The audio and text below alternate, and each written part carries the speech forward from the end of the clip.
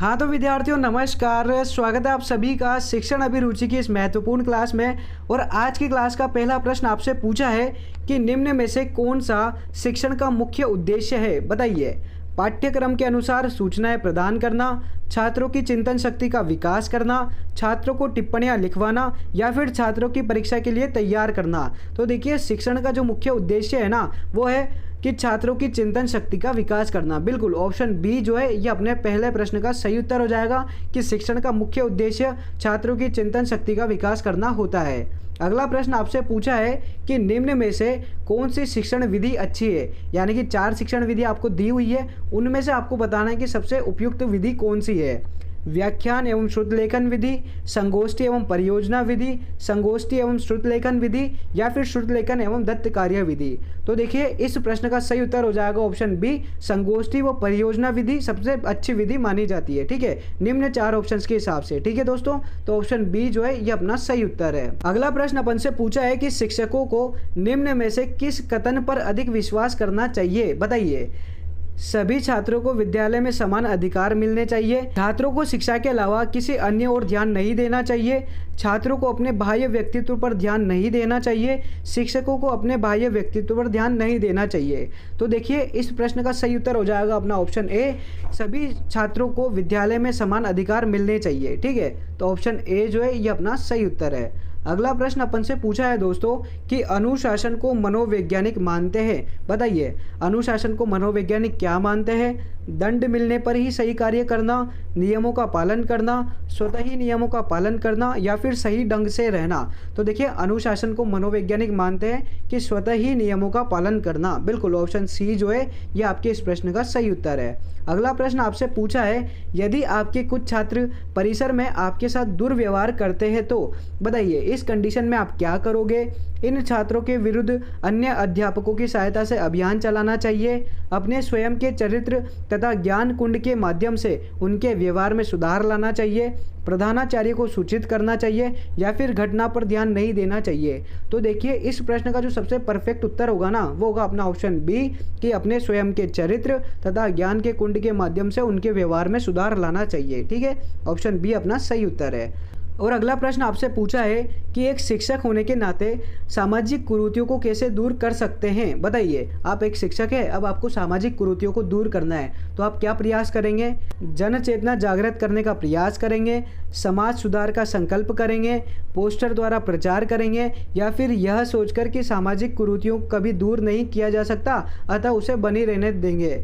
तो देखिए इस प्रश्न का सही उत्तर हो जाएगा ना वो हो जाएगा अपना ऑप्शन ए कि जन चेतना जागृत करने का प्रयास करेंगे। बिल्कुल ऑप्शन ए जो है ये अपना सही उत्तर है। अगला प्रश्न आपसे पूछा है कि विद्यार्थियों को विषय का चयन करना चाहिए, बताइए। जो विद्यार्थी विषय का चयन करते हैं उन्हें किस हिसाब से चयन करना चाहिए? विषय की उपयोगिता के आधार पर, अभिभावकों की इच्छा के अनुसार, शिक्षक के दिशा निर्देश के अनुसार या फिर उनकी क्षमता व रुचि के अनुसार। तो देखिए इस प्रश्न का जो सही उत्तर होगा ना दोस्तों वो होगा ऑप्शन डी कि विद्यार्थियों को विषय का चयन अपनी क्षमता व रुचि के अनुसार करना चाहिए। तो ऑप्शन डी जो है ये अपना सही उत्तर है। और दोस्तों अगर अभी तक आपने चैनल को सब्सक्राइब नहीं किया है तो एक बार चैनल को सब्सक्राइब करके क्लास को आपके दोस्तों तक शेयर कर दो। अगला प्रश्न आपसे पूछा है कि आप शिक्षण कौशल की प्रगति के लिए सर्वोच्च महत्व प्रदान करेंगे, बताइए। निम्न में से सर्वोच्च महत्व किसे प्रदान करेंगे आप? उच्च गुणवत्ता का कक्षीय शिक्षण कार्य को, अधिकाधिक ट्यूशन कार्य को, उत्तम पुस्तकों के लेखन को या फिर शिक्षण कार्य में पलायन को। तो देखिए इस प्रश्न का जो सही उत्तर होगा ना दोस्तों कि शिक्षण कौशल की प्रगति के लिए सर्वोच्च महत्व प्रदान करेंगे तो वो करेंगे अपन उच्च गुणवत्ता का कक्षीय शिक्षण कार्य को। बिल्कुल ऑप्शन ए जो है ये अपना सही उत्तर है। ठीक है, अगला प्रश्न अपन से पूछा है कि शिक्षकों के प्रशिक्षण से, यानी कि शिक्षकों को प्रशिक्षित करने से क्या लाभ होता है, बताइए। उनका विषय ज्ञान बढ़ता है, उन्हें नियुक्ति प्राप्त होती है, उनका शिक्षण ढंग सुधरता है या फिर उनके नेतृत्व की क्षमता बढ़ती है। तो देखिए शिक्षकों के प्रशिक्षण से जो लाभ होता है ना वो होता है कि उनके शिक्षण का ढंग सुधरता है। बिल्कुल जो पढ़ाने का तरीका होता है ना उनमें ग्रो करते हैं वो। ठीक है, तो ऑप्शन सी अपने इस प्रश्न का सही उत्तर है। अगला प्रश्न अपन से पूछा है कि किसी पेशे में सफल होने के लिए व्यक्ति को आवश्यकता होती है, यानी कि कोई सा भी पेशा हो उसमें सफल होने के लिए व्यक्ति को क्या आवश्यकता होती है, बताइए। प्रेरणा, निष्कपटता एवं धैर्यशीलता की, धन की, स्तर की या फिर शैली की। तो देखिए किसी भी व्यवसाय या पेशे में सफल होने के लिए एक व्यक्ति की आवश्यकता होती है प्रेरणा की, निष्कपटता की और धैर्यशीलता की। इस हिसाब से ऑप्शन ए जो है ये अपना सही उत्तर है। अगला प्रश्न आपसे पूछा है दोस्तों कि सामाजिक रूप से परिपक्व व्यक्ति का श्रेष्ठ लक्षण है, बताइए कौन सा लक्षण होता है? क्रोधपूर्ण व्यवहार, संयमपूर्ण व्यवहार, संवेगात्मक रूप से अस्थिर व्यवहार या फिर तटस्थ व्यवहार। तो देखिए सामाजिक रूप से परिपक्व व्यक्ति का जो श्रेष्ठ लक्षण होता है ना वो होता है संयमपूर्ण व्यवहार। क्या होता है? संयमपूर्ण व्यवहार। बिल्कुल ऑप्शन बी जो है ये अपना सही उत्तर है। अगला प्रश्न आपसे पूछा है कि वर्तमान शिक्षा का आधारभूत उद्देश्य है, बताइए वर्तमान शिक्षा का आधारभूत उद्देश्य क्या है?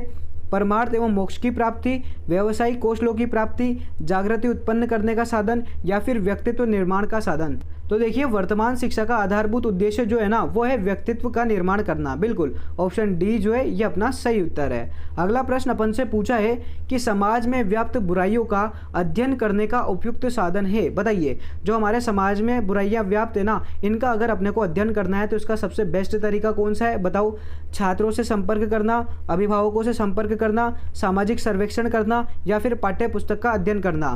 तो देखिए समाज में व्याप्त बुराइयों का अध्ययन करने का सबसे उपयुक्त साधन है ना वो है सामाजिक सर्वेक्षण। क्या है? सामाजिक सर्वेक्षण करना। बिल्कुल ऑप्शन सी जो है ये आपके इस प्रश्न का सही उत्तर है। अगला प्रश्न आपसे पूछा है कि बालक बालिकाओं के सामाजिक विकास का आधारभूत अभिकरण कहा जाता है, बताइए बालक बालिकाओं के सामाजिक विकास का आधारभूत अभिकरण किसे कहा जाता है? विद्यालय को, माता पिता एवं परिवार को, समुदाय को या फिर संप्रेक्षण के माध्यम को। तो देखिए सामाजिक विकास का आधारभूत अभिकरण कहा जाता है विद्यालय को। किसको कहा जाता है? विद्यालय को। बिल्कुल ऑप्शन ए जो है ये अपना सही उत्तर है। अगला प्रश्न अपन से पूछा है कि यदि एक विद्यार्थी आपको अपनी पारिवारिक समस्याओं के बारे में बताता है तो आप क्या करेंगे बताओ? उसकी समस्या को सुनेंगे और उसे संभव उपाय सुझाएंगे, उसकी समस्या को सुनेंगे और नैतिक संबल देंगे, उसे केवल पढ़ाई से संबंधित समस्याओं की चर्चा करने के लिए कहेंगे या फिर उसे पारिवारिक समस्याओं की चर्चा नहीं करने के लिए कहेंगे। तो देखिए इस प्रश्न का जो सही उत्तर होगा ना वो होगा ऑप्शन ए कि उसकी समस्या सुनेंगे और उसे संभव उपाय सुझाएंगे। ठीक है, तो ऑप्शन ए जो है ये अपना सही उत्तर है। अगला प्रश्न आपसे पूछा है कि आपके मतानुसार सीखने हेतु आवश्यक है, सीखने हेतु क्या आवश्यक है बताओ? अध्यापक द्वारा प्रोत्साहन, सामान्य समझ, जिज्ञासा या फिर पढ़ने की आदत। तो देखिए सीखने के लिए जो सबसे आवश्यक है ना वो है जिज्ञासा। क्या है? जिज्ञासा, विलिंगनेस। बिल्कुल ऑप्शन सी जो है ये आपके इस प्रश्न का सही उत्तर है। अगला प्रश्न आपसे पूछा है कि आपकी राय में शिक्षा से विकसित होती है, बताइए शिक्षा से क्या विकसित होती है? बौद्धिकता, योग्यता, परिपक्वता या फिर इनमें से कोई नहीं। तो देखिए शिक्षा से जो विकसित होती है ना वो होती है आपकी बौद्धिकता। क्या होती है? बौद्धिकता। बहुत ही आसान सा प्रश्न है, ऑप्शन ए आपके इस प्रश्न का सही उत्तर है। अगला प्रश्न आपसे पूछा है कि एक अच्छे नेता के गुणों के विकास के लिए सबसे महत्वपूर्ण भूमिका होती है, बताइए सबसे महत्वपूर्ण भूमिका किसकी होती है? राजनीतिक मंच की, विद्यालय की, परिवार की या फिर सिनेमा हॉल की। तो देखिए अच्छे नेता के गुणों के विकास के लिए जो सबसे महत्वपूर्ण भूमिका होती है ना वो होती है आपके विद्यालय की। किसकी होती है? विद्यालय की। बिल्कुल यदि विद्यालय में शुरुआत से ही विद्यार्थी को नेतृत्व के गुणों का विकास करवाया जाए ना तो वो आगे जाकर एक अच्छा नेता बनता है। तो ठीक है, ऑप्शन बी जो है ये अपना सही उत्तर हो जाएगा। अगला प्रश्न अपन से पूछा है कि शिक्षण एक पारस्परिक क्रिया है, बताइए किन किन के मध्य पारस्परिक क्रिया है? शिक्षक व माता पिता के मध्य, छात्र एवं शिक्षक के मध्य, छात्र व छात्र के मध्य या फिर शिक्षक छात्र एवं विषय वस्तु के मध्य।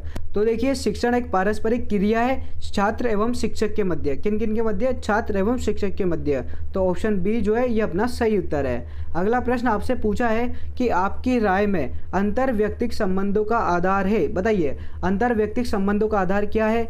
विचारों की समानता, क्षेत्रवाद, शिक्षा या फिर रुपया पैसा। तो देखिए अंतर्व्यक्तिक संबंधों का आधार है शिक्षा। क्या है? शिक्षा। ऑप्शन सी अपने इस प्रश्न का सही उत्तर है। बहुत ही आसान सा क्वेश्चन था दोस्तों।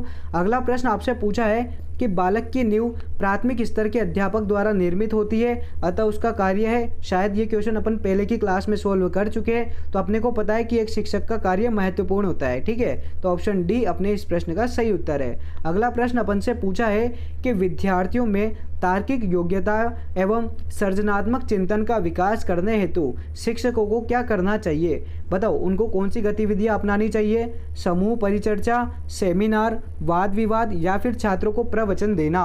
तो इसका सही उत्तर हो जाएगा दोस्तों अपना ऑप्शन ए, समूह परिचर्चा। बिल्कुल, तार्किक योग्यताओं और सृजनात्मक चिंतन का विकास करने के लिए समूह परिचर्चा सबसे बेस्ट होती है। ठीक है, तो ऑप्शन ए अपने सरल से क्वेश्चन का सही उत्तर हो जाएगा। अगला प्रश्न अपन से पूछा है कि आपकी राय में एक अच्छे शिक्षक के लिए क्या आवश्यक है? बताइए, क्या आवश्यक है एक शिक्षक के लिए? अपने सहकर्मियों में लोकप्रियता, शिक्षण कार्य के प्रति प्रतिबद्धता, एक प्रभावी अन्वेषण होना या फिर अपनी संस्था के प्रति निष्ठा? तो देखिए, एक अच्छे शिक्षक के लिए आवश्यक है शिक्षण कार्य के प्रति प्रतिबद्धता होना। बिल्कुल, ऑप्शन बी जो है ये अपना सही उत्तर है। और अगला प्रश्न दोस्तों आपसे पूछा है कि निम्न में से शिक्षक के कौन से निजी गुण शिक्षण को प्रभावित करते हैं? बताइए, वो कौन से निजी गुण होते हैं शिक्षक के जो शिक्षण को प्रभावित करते हैं? संवेदनशीलता, सामाजिक कुशलता, शारीरिक शक्ति या फिर प्रबंध क्षमता? तो देखिए, शिक्षक का एक निजी गुण जो उसके शिक्षण को प्रभावित करता है वो है प्रबंध क्षमता। क्या है? प्रबंध क्षमता। बिल्कुल, ऑप्शन डी जो है ये अपने इस प्रश्न का सही उत्तर हो जाएगा। ठीक है, तो आज की क्लास में फिलहाल दोस्तों अपन इतने ही क्वेश्चन सोल्व कर पाएंगे। मिलते हैं अपने अगली क्लास में, तब तक के लिए जय हिंद, जय भारत। और दोस्तों, अगर अभी तक भी आपने चैनल को सब्सक्राइब नहीं किया है तो एक बार चैनल को सब्सक्राइब कर लो, क्लास को आपके दोस्तों तक शेयर कर दो। मिलते हैं अगली क्लास में। जय हिंद।